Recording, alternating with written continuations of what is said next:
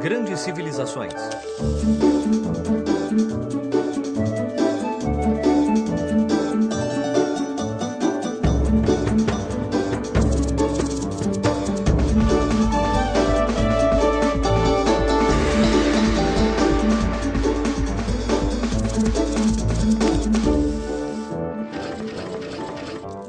A Grécia Antiga, primeira parte. A beleza é... Bom, é linda. Mas o que é beleza? O que é que atrai o nosso olhar para algo que é belo? Essa foi uma pergunta à qual os gregos antigos dedicaram muito tempo, estudo e trabalho.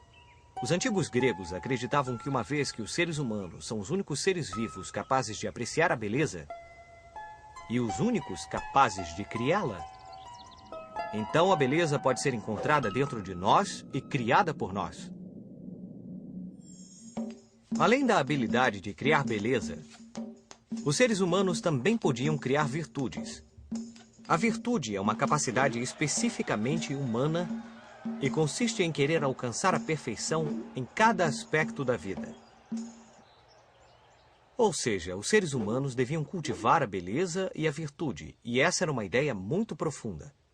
Aliás, se há uma coisa que os antigos gregos fizeram bem, foi desenvolver grandes ideias. De fato, muitos dos princípios da sociedade moderna e o modo como o mundo é visto e pensado hoje foram influenciados por essas pessoas que viveram no Mar Egeu há 2.600 anos. A Ilíada e a Odisseia. Existem duas histórias muito importantes que contêm a essência do espírito grego. Tcharam! A Ilíada e a Odisseia. Assim como alguns filmes ou livros são hoje muito populares, na Grécia Antiga, estas foram as histórias que todos contavam. Eram histórias épicas, com antigos guerreiros que usavam armaduras reluzentes e capacetes de bronze decorados com crinas de cavalo. Eles lutavam bravamente uns contra os outros pelo amor de uma bela dama. Obrigado, obrigado. Eu sou Homero e não só criei as maiores histórias do meu tempo, mas também escrevi muitos poemas. Eu não sou demais. A Ilíada narra a história de uma famosa guerra, a Guerra de Troia. Ela durou 10 anos e começou com um concurso de beleza. Acontece que Paris, príncipe de Troia, foi nomeado um dos jurados para eleger a mais bela das deusas. Afrodite, que era a deusa do amor, estava muito ansiosa para vencer e prometeu a Paris que, se ela ganhasse, iria dar a ele o amor da mulher mais bela do mundo. Eu prometo a você a mais bonita do mundo, mas eu tenho que ganhar, tá? Como Afrodite ganhou, Paris se sentiu no direito de raptar Helena, a mais bela mulher da época. Mas o problema é que Helena era esposa de Menelau, um poderoso rei grego. Menelau ficou enfurecido e contou tudo a seu irmão, o poderosíssimo rei Agamenon, que ficou ainda mais irritado. Agamenon declarou guerra a Paris e aos troianos. Nessa guerra, heróis como Aquiles e Heitor tornaram-se figuras lendárias. Eles lutaram bravamente pela honra de seu povo e pela proteção de seus amigos. Outro herói que ficou famoso por conta da Guerra de Troia foi Ulisses. Ele era muito esperto e utilizava sua inteligência de uma forma muito especial. Foi ele que criou um incrível plano para vencer os troianos. Ulisses simulou uma retirada e deixou um enorme cavalo de madeira como presente junto às muralhas de Troia. Então, os ingênuos troianos levaram-no para dentro da cidade, e quando caiu a noite, os soldados gregos escondidos saíram de dentro do cavalo e tomaram Troia de surpresa. Assim terminou a guerra. Tudo graças a esse artifício inteligente de Ulisses, que deu a vitória aos gregos. Esta é a história da Ilíada e de como terminou a Guerra de Troia. Nossa próxima história é a Odisseia. Esse livro narra as aventuras de Ulisses, que demorou 10 anos para poder voltar à sua terra natal. Ulisses viveu aventuras incríveis. Lutou contra monstros marinhos, sereias sedutoras, gigantes de um olho só, bruxas malvadas e muitas outras peripécias. Vamos voltar um pouco para falar de quem escreveu essas duas histórias que são a base de toda a literatura ocidental. Bem, acredita-se que foram narradas pela mesma pessoa, Homero, um poeta cego. Infelizmente, ainda sabemos muito pouco sobre esse misterioso trovador, mas ele continua influenciando nossa forma de contar histórias há milhares de anos. Atenas. O reino da Grécia Antiga não era tão organizado como o país é hoje. Na verdade, a cultura grega foi a soma de muitas cidades individuais e de um grande número de povos independentes. Não houve da cidade capital, onde toda a riqueza e poder estivesse concentrado, como houve no Egito e na Pérsia naquele momento. Cada cidade, a polis, tinha seu próprio governo, mas todas tinham acordado que faziam parte do mesmo grupo, o que chamamos de Grécia Clássica. Havia milhares de polis espalhadas ao longo de toda a costa do mar Mediterrâneo. Mas quem quisesse realmente estar na crista da onda no século V a.C., sem dúvida deveria dar uma volta por Atenas. Atenas foi uma das cidades mais importantes e hoje é o símbolo da cultura grega. A Acrópole era o lugar onde se construíam os edifícios mais importantes. Esse é o imponente Partenon, um dos templos mais admiráveis da Grécia Clássica, destinado a honrar a deusa Palas Atena, protetora de Atenas e cujas virtudes eram a inteligência e a sabedoria. Esse monumento foi construído como parte de um grande projeto de Péricles. Eu não quero me gabar, mas eu, Péricles, sou o maior governador que Atenas já teve. Péricles pensou que a melhor maneira de honrar a deusa Palas Atena era fazer de Atenas o lugar ideal para os filósofos, os artistas e os cientistas da época morarem e trabalharem. Sócrates, Platão e Aristóteles viveram em Atenas. 3 grandes filósofos que ainda são considerados alguns dos mais inteligentes do mundo. Atenas foi o primeiro lugar do universo onde se começou a desenhar a ideia de uma democracia, que significa governo do povo. A ideia dos atenienses era criar um governo no qual todos os cidadãos livres participassem das decisões e pudessem debater seus resultados. Logo, se cada pessoa era capaz de gerar virtudes, então qualquer pessoa teria todas as habilidades necessárias para governar, não é mesmo? Na verdade, hoje todos os cidadãos participam das decisões através do voto. Isso é o que chamamos de democracia. Esparta. Na península do Peloponeso viviam os espartanos, um povo temido que dedicava sua vida à arte da guerra e cuja maior virtude era a valentia. Se você fosse espartano, sua preparação para a guerra começaria muito cedo na vida. Para começar, por lei, os espartanos deviam ser fortes e saudáveis. Em outras palavras, se alguma criança nascesse com algum problema físico, seria jogada de uma montanha e deixada à mercê de animais selvagens. Mas se tivesse a sorte de nascer sadio, começava desde muito jovem na escola de combate. E a participação no exército começava aos 20 e ia até os 60 anos. Cara, esses espartanos eram bem valentões como super-heróis. Isso não é nada. Basta abrir um livro para descobrir mais sobre uma das maiores histórias de Esparta. Durante as Guerras Médias, em 480 a.C., um imenso exército do Império Persa, liderado pelo rei Xerxes, quis invadir as cidades gregas. Apenas 300 espartanos, liderados pelo rei Leônidas, enfrentaram milhares de soldados persas. Apesar da esmagadora desvantagem, os 300 valentes espartanos conseguiram conter o avanço dos inimigos e assim houve tempo para que os outros gregos organizassem a resistência. Nenhum dos espartanos sobreviveu a este combate, mas eles alcançaram seu objetivo e os persas foram finalmente derrotados. Nossa! Vamos usar nossa bússola do tempo para ver o que estava acontecendo em outros lugares do mundo nessa mesma época. Enquanto os persas tentavam destruir as prósperas cidades-estado gregas, o que estava acontecendo nas outras costas do mar Mediterrâneo? Nesse mesmo tempo, os hebreus estavam reconstruindo o templo de Jerusalém. que havia sido destruído pelo rei da Babilônia, Nabucodonosor II, havia uns 100 anos. Nabucodonosor havia capturado os hebreus e os fizera escravos. Mas um dia vieram os persas e os libertaram. Os mesmos persas que queriam destruir os gregos? Isso, esses mesmos persas. Cara! Vamos ver o que vai acontecer no próximo episódio. A Grécia Antiga, segunda parte. Havia um jovem rei na Grécia que se tornaria um dos maiores generais que o mundo jamais tinha visto. Vamos ver, eu já conquistei aqui, e aqui, e aqui, e quase todo o mundo antigo. Eu conquistei até aqui.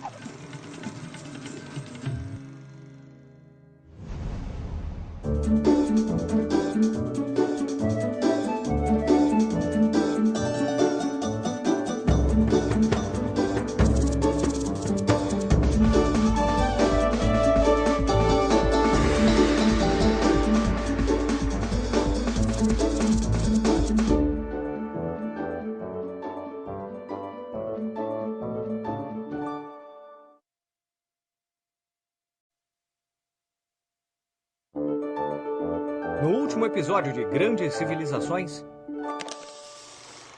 a beleza é... bom, é linda. Mas o que é beleza? O que é que atrai o nosso olhar para algo que é belo? Essa foi uma pergunta à qual os gregos antigos dedicaram muito tempo, estudo e trabalho. Os antigos gregos acreditavam que uma vez que os seres humanos são os únicos seres vivos capazes de apreciar a beleza e os únicos capazes de criá-la, então a beleza pode ser encontrada dentro de nós e criada por nós. Além da habilidade de criar beleza, os seres humanos também podiam criar virtudes. A virtude é uma capacidade especificamente humana e consiste em querer alcançar a perfeição em cada aspecto da vida. Ou seja, os seres humanos deviam cultivar a beleza e a virtude, e essa era uma ideia muito profunda. Aliás, se há uma coisa que os antigos gregos fizeram bem, foi desenvolver grandes ideias. De fato, muitos dos princípios da sociedade moderna e o modo como o mundo é visto e pensado hoje foram influenciados por essas pessoas que viveram no Mar Egeu há 2.600 anos.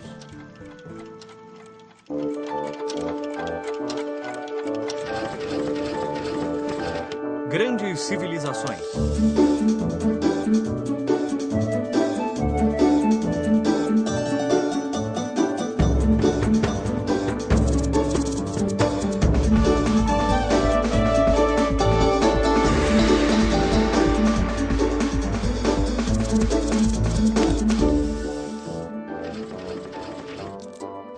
A Grécia Antiga, segunda parte. Fazer coisas bonitas foi algo que os antigos gregos fizeram de melhor. Isso é porque adoravam a beleza, então queriam rodear-se de coisas belas. Por isso, os antigos gregos tornaram-se artesãos magníficos e construtores que criaram obras fantásticas que admiramos até hoje. Os antigos gregos foram os melhores artistas que o mundo já viu. A arte da Grécia Antiga é conhecida como arte clássica. Essa forma de expressar a beleza tem sido tomada como fonte de inspiração para muitas culturas ao longo da história. Primeiro, os romanos. E mais tarde, os artistas do Renascimento. Você lembra de Leonardo da Vinci? Ele pintou a Mona Lisa. Mesmo os pintores modernos têm olhado para os gregos antigos como fonte de inspiração.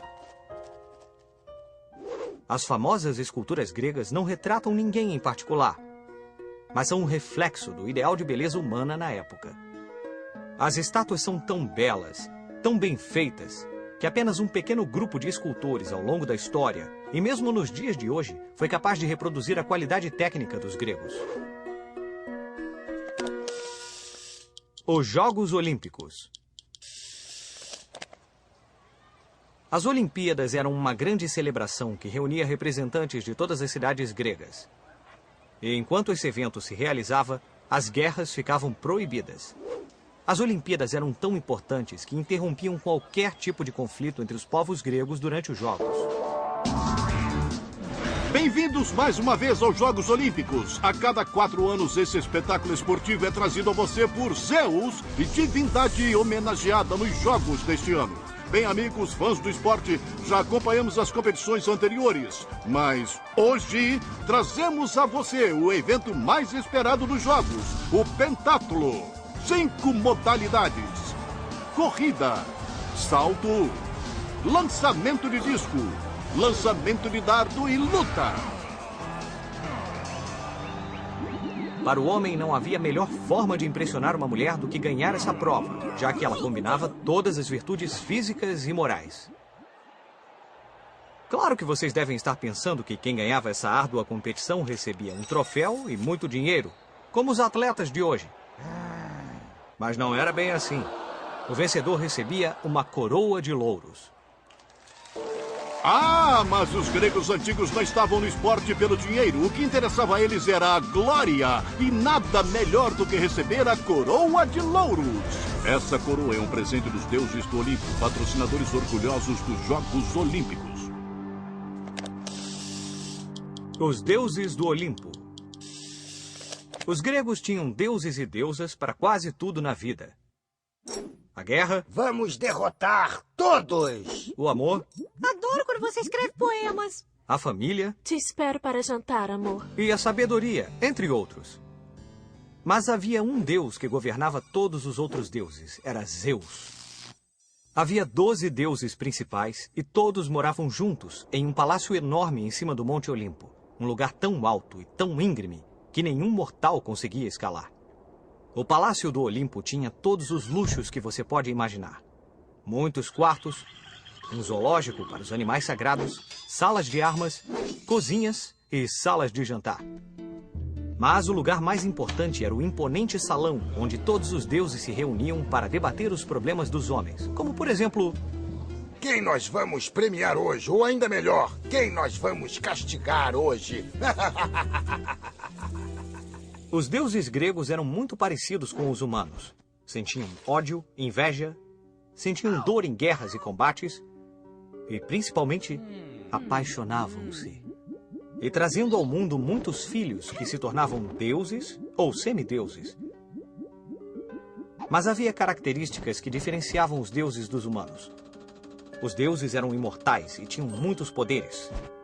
Além disso, podiam controlar com as próprias mãos o destino de cada ser humano na Terra.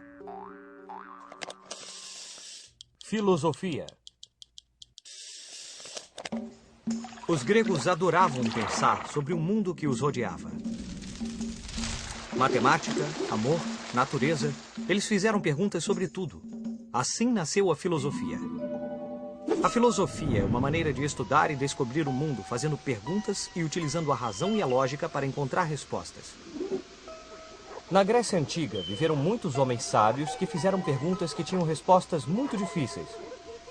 Por exemplo, do que todas as coisas são feitas? Tudo no universo é composto de apenas 4 elementos: a terra, a água, o ar e o fogo. Através dessas discussões, os gregos formulavam ideias que a ciência só conseguiu provar milhares de anos depois. Eu acho que toda a matéria é composta de partículas muito pequenas, tão pequenas que não podem ser divididas. Eu vou chamá-las de átomos. Os antigos filósofos gregos debateram sobre muitos temas, o que muitas vezes provocava inúmeras discussões entre as pessoas que pensavam de uma maneira e as que pensavam de outra. Suas contribuições provocaram um impacto enorme na maneira como vemos o mundo hoje. O foco na tentativa de responder a perguntas de uma forma lógica e comprovada foi a base para o método científico e, portanto, a base para estabelecer o modo como encaramos a ciência hoje. Alexandre o Grande. Havia um homem na Grécia que, desde muito jovem, teve o maior sonho que alguém poderia ter. Esse jovem, chamado Alexandre, era o filho do rei Filipe II, rei da Macedônia. Alexandre decidiu partir para uma longa viagem com um objetivo ambicioso. Quero me tornar o maior conquistador de todos os tempos e governar o mundo. A viagem de Alexandre começou na Macedônia, no ano de 334 a.C. Aos 20 anos, esse jovem guerreiro formou um exército que era treinado com técnicas avançadas para a época. Foi assim que alcançou façanhas incríveis. Vamos ver, eu já conquistei aqui, e aqui, e aqui, e quase todo mundo antigo. Eu conquistei até aqui. O Império de Alexandre uniu o mundo ocidental e o oriental, e assim difundiu a cultura grega. Quando Alexandre o Grande criou seu império e centralizou o poder, ele se contrapôs a um dos princípios fundamentais do espírito grego. Assim, muitas cidades que antes eram independentes passaram a ser governadas por um único homem. Com a morte precoce de Alexandre, que não deixou herdeiros, chegava ao fim a época da Grécia clássica.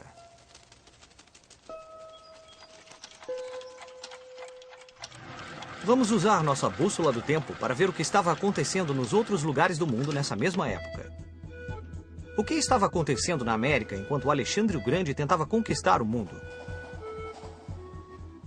Pois bem, os maias estavam construindo seus maravilhosos templos e suas cidades na América Central, onde desenvolveram uma das civilizações mais poderosas e refinadas de todo o continente. E o que estava acontecendo na Europa? Em Roma, por exemplo? Bom, os romanos estavam reconstruindo a cidade, já que alguns anos antes, um grupo de guerreiros descendentes dos celtas, os gauleses, sob o comando do impiedoso Breno, havia derrotado o exército, devastando, destruindo e incendiando toda a cidade. O quê? Roma destruída? Impossível. Mas foi assim, Pipo. Roma foi destruída em 387 a.C. Mas um dos motivos pelos quais os romanos eram uma cultura muito poderosa é porque eles nunca desistiam, mesmo depois de uma derrota devastadora. Eles reconstruíram a cidade após a invasão gaulesa e continuaram seu caminho. Os romanos nunca perdoaram os gauleses por essa derrota. Somente 350 anos mais tarde, um general chamado Júlio César finalmente venceu os temidos inimigos.